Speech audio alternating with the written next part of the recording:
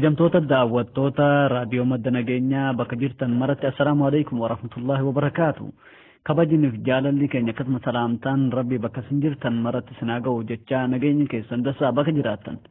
Guyyaa har'aa haala yeroo biyya keenyaa kana ilaalchisee keessummaa qabannee isiniif dhiyaannee jirra. Keessummaan keenya kun obbo Ahmad Ibrahim inshaallah. Haala yeroo ammaa kana majaliisa ummata muslimaa jidduutti rakkoo tokko tokko uumamaa jiru kana ilaalchisee obboleessi keenya kun waan tokko waan irraa hubaterraa nu biraan gahaa jennee abdii qabna. Nulleen inni waan baay'ina waan kana keessa beeku waan hordofuuf nulleen gama keessan kana finne rakkoon jiru maali ka jedhu rakkoon jiru fageenyarraa immoo dhiheenyumarraa nama lama jidduutti immoo rakkoon kun waan bal'inaan deemaa jiru waan jedhu inshaallah obboleessa keenya kana qabannee isiniif dhiyaannee jirra.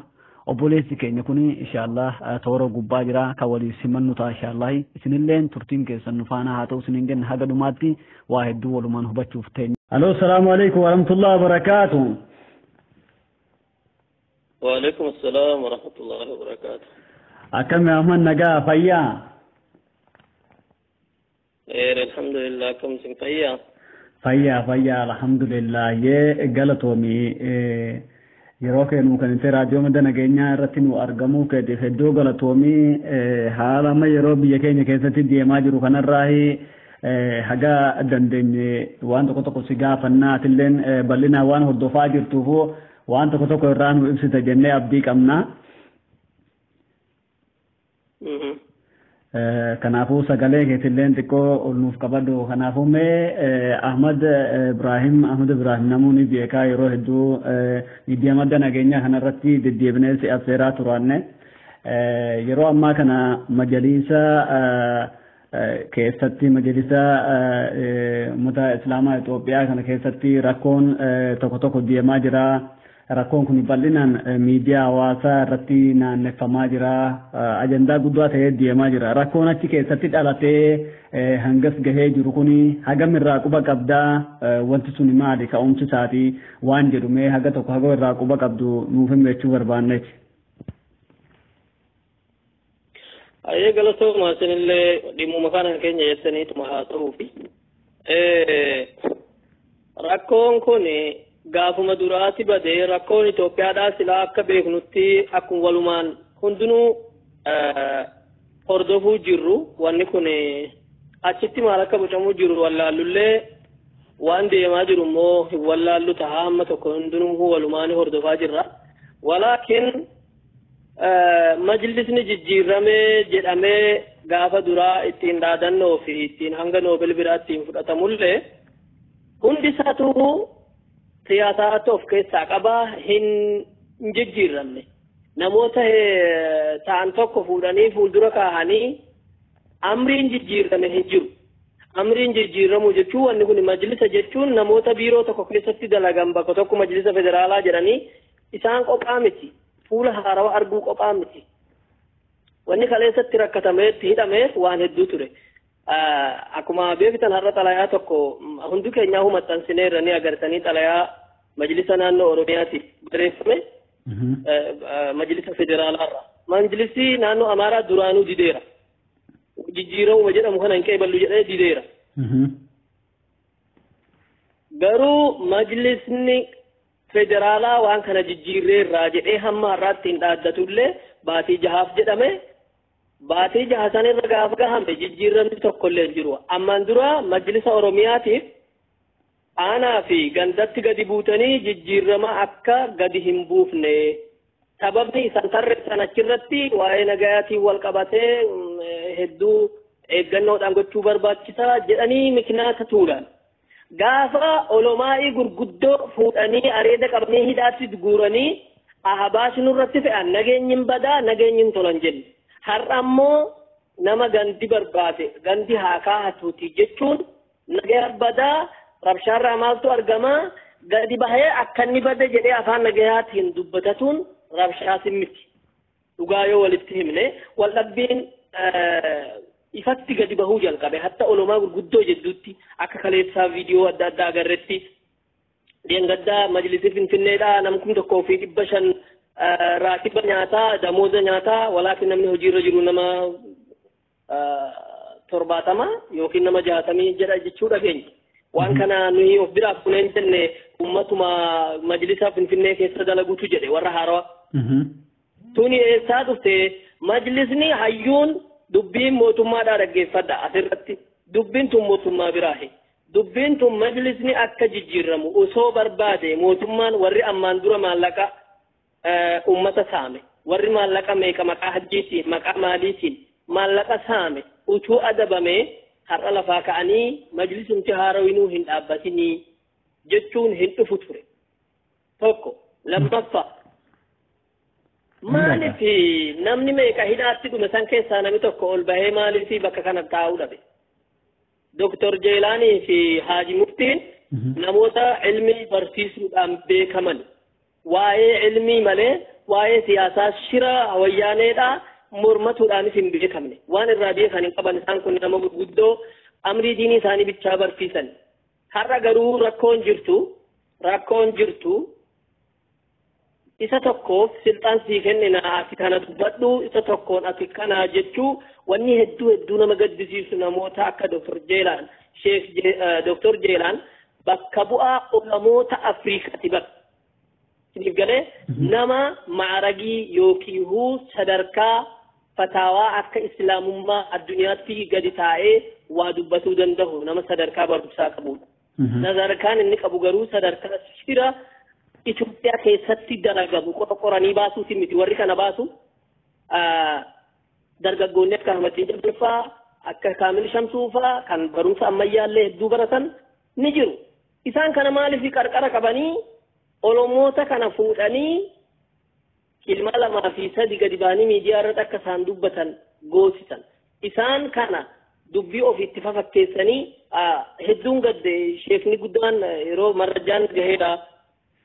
Dr. Jeelaantu uummata walitti qabee kanatti maglacaa kennisiisee yeroo jedhu marrajaa san isa mootummaan akka inni aaree asiin kana dubbatutti kenname malee mikinaata kamiif har'a sheekonni gurguddoon tuni hadda hamma wal shakkuu hamma Dr. Jeelaan gadi bahanii kakatanii ani wallahi nama tokko asitti waamnee jedhan. Jara kana kan jiru kan harkaa qabu jarumam hangoo biltiqinnaa ofiin jedhu kanatu duuba taa'ee akka isaanillee afaan wal bu'an gochaa jira jechuudha jechuun waatu duuba jira. Haanaaf barnuuf galee jijjiiramu kana hin barbaadu mootummaan.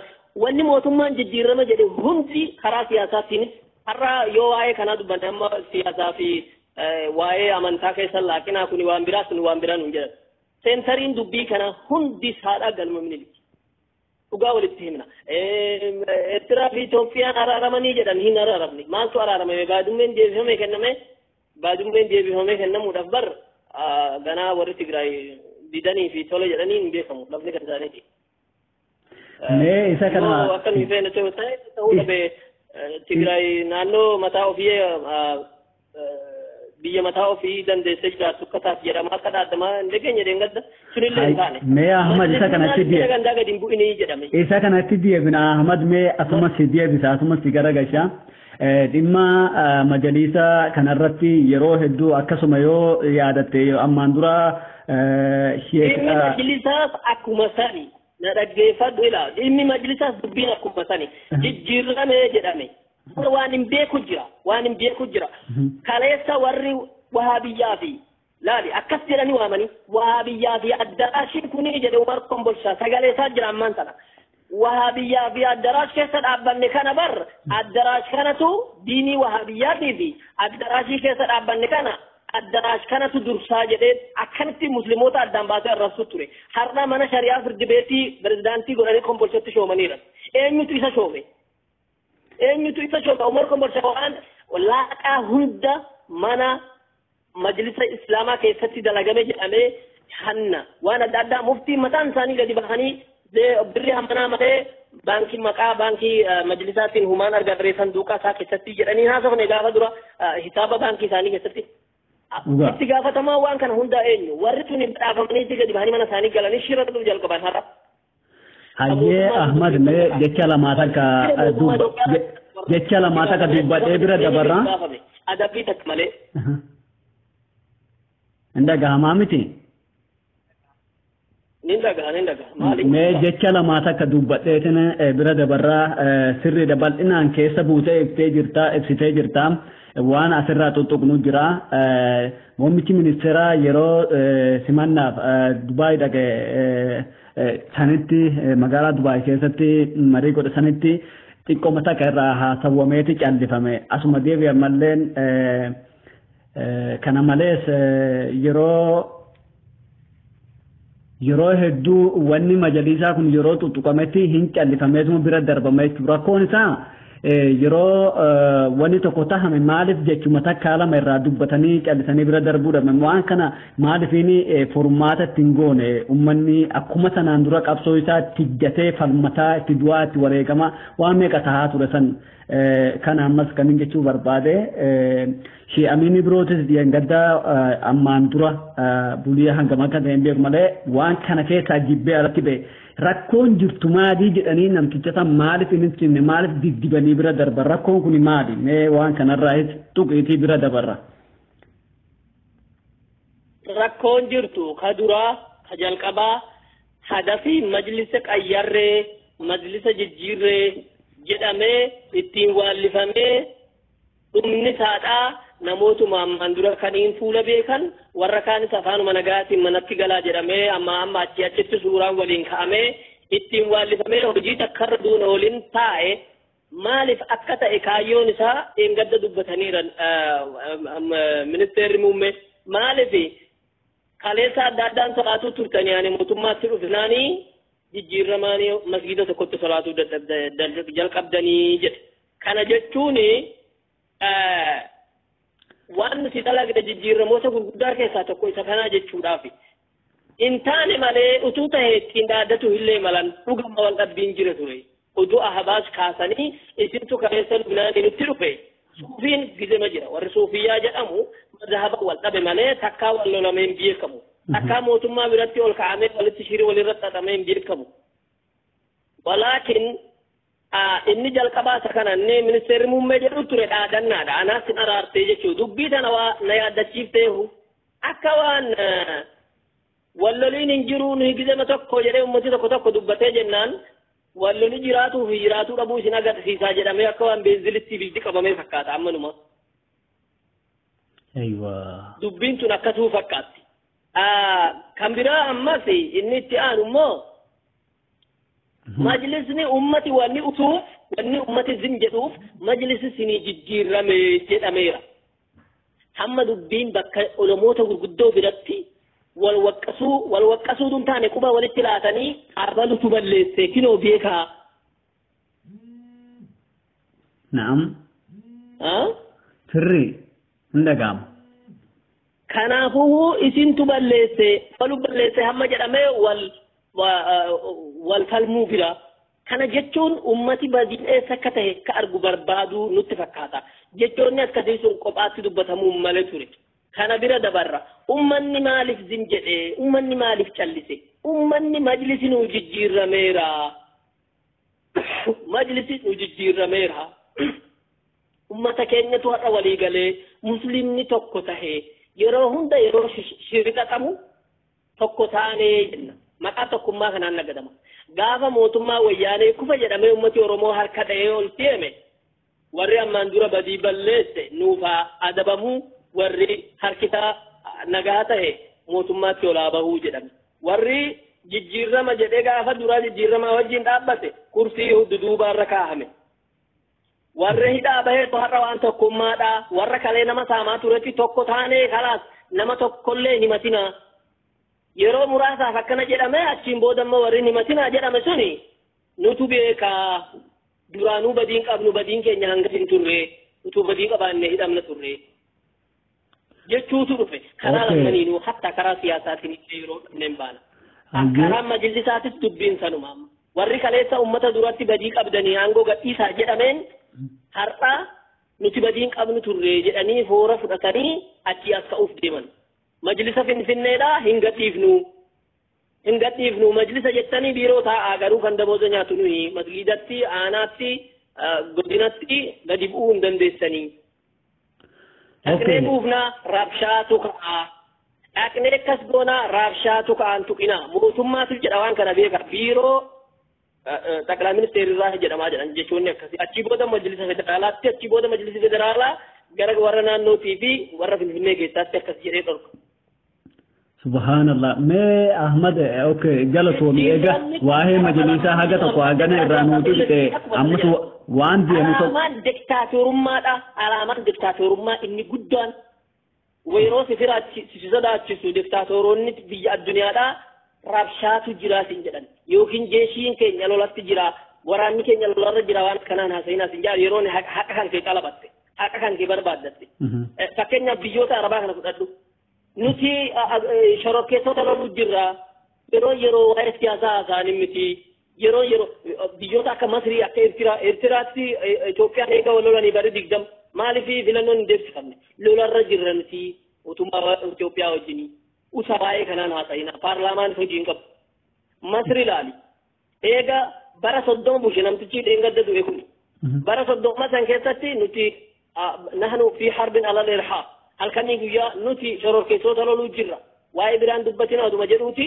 aangoo gadhiise akki ta'e amma kamoo eeguun akkame Masri fakkeenya sii kaasuu jira biyya Egipti amma yoo laalle Masri ji'a sadiin afuriin yeroo atattamaan labsama maali biyya hammana geessu biyya armii hammana geessu jeeshii yookiin waraana hammana geessu qabdu sana keessatti lolarra jirra nuti shororkeessota loluu jirra jedduu kanatti waa'ee adda addaa dubbatuun hin barbaachisu jedhanii warra haqa ofii gaafatu warra jiruu haqaa gaafatu afaan haguuguudhaan isin warra biyyaa yaadu miti nuyi biyyaa yaadna waa'ee akkasii jirra jedhanii haguuguudhaan beekaman. Wanni majlisas tahee mootummaa Itoophiyaa irratti argamu jiru yeroo godina kana nurraa qayyara yookiin karaa Oromiyaa keessas ta'e karaa adda addaatti maalifiini nurraa hin jijjiiramne. Mee nagaa keenyaaf wayyaa gadi bahina hin dubbatina dhiisa akkana jedhamee mirchaan ni dhufa boruu filannoon isin filatama haaluma kanaaf filatama. Sirriidha waa hedduu kaafteerta waa hedduu dubbatamaa jira. Ahmad ammas waan si gaafadhuun qaba heddumaan dhiifama si qabeeti. Wani si gaafadhu yeroo karama hunda keessatti yeroo laallu irra hedduun karaa amantii kanaanis haa ta'uu karaa sabummaatiinis haa ta'u irra hedduu oggaa laallu namni waraannamu uummata Oromooti. Uummata Oromoo kana yeroo waa'ee kana dubbannu yeroo maaliif wanti kun ta'a gama amantiitiinis wanni kana maal nurratti ta'a gama sabaatiinis wanni kana maaliif nurratti ta'a jennee yeroo uummanni keenya yeroo hedduu waakkatu ustaazonni garagaraadhaan nu lolan waa'ee Oromummaati waa'ee kana tasuma walitti hin qabsiisinaa jedhanii kamaraatutu jira yeroo hedduu kan hin argu jechuudha. Yeroo namni oggaa namni kun Oromoo ta'us silxee isaa ta'uuti yeroo inni waraannamu silxeen tokko yoo lafaa ka'e maa waraanname namni kun sababa kanaan Oromoon yoo jedhee yoo waan kana waakkate maali rakkoon jiru mee waan kana maali wanni kun akkamitti yaadameeti mee waan kana irraas nuu hime. Har'aa waan hedduu agarre namoota hedduu jaalannu gurguddoon illee karaa mootummaan jedhe yerootti xurree agarsiiseef akka mootummaan irratti utaalee nama ofii godhu waan adda addaa yaalu ni agarre. Sanniin keessaa wallaahi namootuma gurguddoo namoota adda addaa har'aa ati aangoo argachuudhaaf ati nama Itoophiyaa jaalatu tahuudhaaf fakkeenyaaf akka mootummaan har'a jiru fedhutti saba jechuun humaa jechuu miti. Itoophiyaa jechuun kophaatu tokko kana booda saba jechuun akkasii miti. Ammoo oduu mootummaan akkas jedhee humaa miti. Oduu Itoophiyummaa malee sabummaan humaa miti jedhee amane mootummaan humaa miti. Mootummaan immoo saba tokkotti malee Itoophiyummaan hin amanamu. Itoophiyaa tahuudhaaf saba tokko tahuu qabda yookiin aadaa fi duudhama aadaa fi afaan saba tokko haasoftee achiin Itoophiyummaan kan kee ibsama. Rakkoo guddoo akkana jirtu keessa ilmiin yoo walitti wididdirii fuune yookiin walitti mormisiifnee har'a yookiin walitti madaalle. Doktor Jeelaan fuula dura namiin taa'u ture. Garuu Doktor Jeelaan karaa Itoophiyummaa isa mootummaan Itoophiyaa ta'usan hin qabu. Maaliif tokkoffaa afaan Itoophiyummaan kan keessatti ibsamu nagaan hin haasa'u. Sheikh Dr. Salih akka Dr. Jeelaan Kadir akka nani beekutti natti fakkaata iddoo yeroo haasa'aniin dhagaa tokko sanii Itoophiyummaan ganaadha isaan biraa mahayyimi namni afaan Itoophiyummaan ittiin beekamtu kana hin haasofne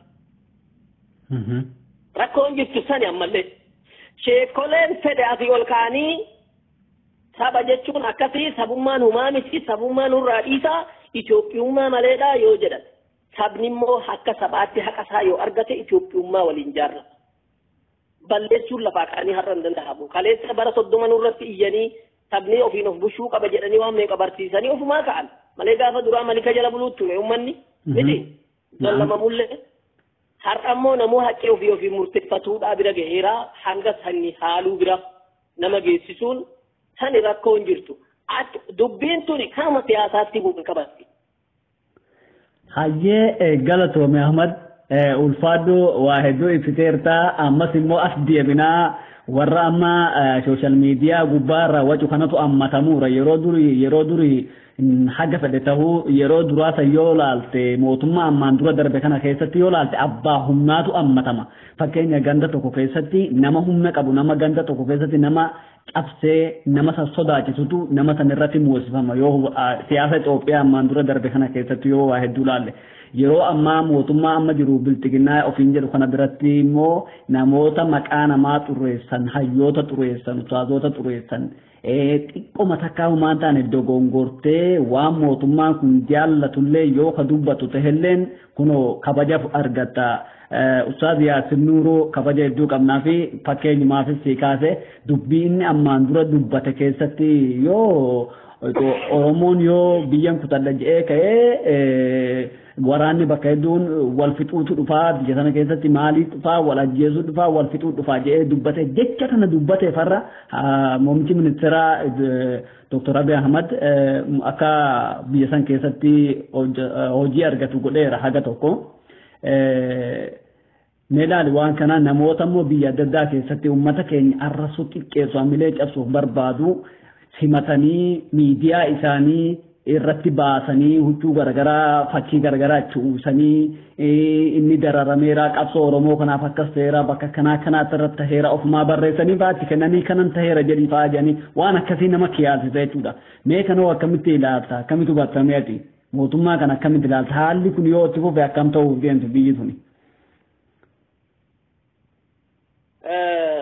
Kuni waa'ee isa amma ustaaz Yaasin kana ani akkanatti fakkaatutti jarri numa si'e malee ustaaz Yaasin kunis hamma kana amantii bilchiginnaan itti amantu kanatti in amana jedhee hin yaadu laakiin waan isaan fedhan dubbatee fi har'a ol gara ummata fuula duraatti fuudhuu nama hedduu arrabsaan dhaga'e ammaan dura sababa inni ummata muslim brothers waan jedhamu yookiin waan muslimiin ka jedhamu hariiroo Sheikh Qaradaawii fa'aa wajjin qabaa maali jedhanii irratti duuluun dhaga'e ammaan dura.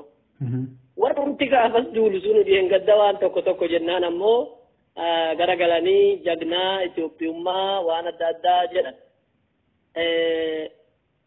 Ani viidiyoo isaa bakka san kutatanii sirriidha miidiyaa adda addaarra raabsaa turan sirriidha. Har'a immoo fakkiifuu haa ta'uuti waan isaan fedhan takka dubbannaan ammoo nama isaanii godhanii yeroof itti faayidaman namoota akkanaa beekamoo gurguddoo tana yeroof itti faayidaman namoonni kun ammoo akka jarri kun yeroof namatti faayidama waan adda addaa kana irratti hubatan tahuu akka isaan beeku.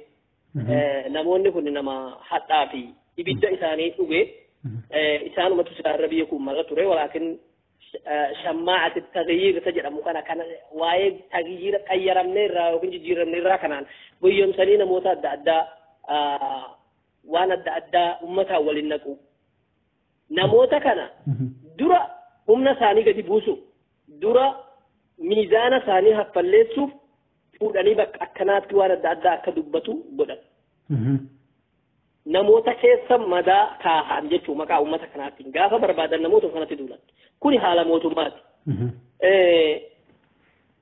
Namoota immoo waa'ee siyaasaatiin amma ustaazoota tokko arrabsanii tokko waa jedhanii mootummaan gaafa barbaadessa kana arrabsa haala qabsoo keessatti qabsoo fedhee haa qabsaa'u namni gantuun numa jira.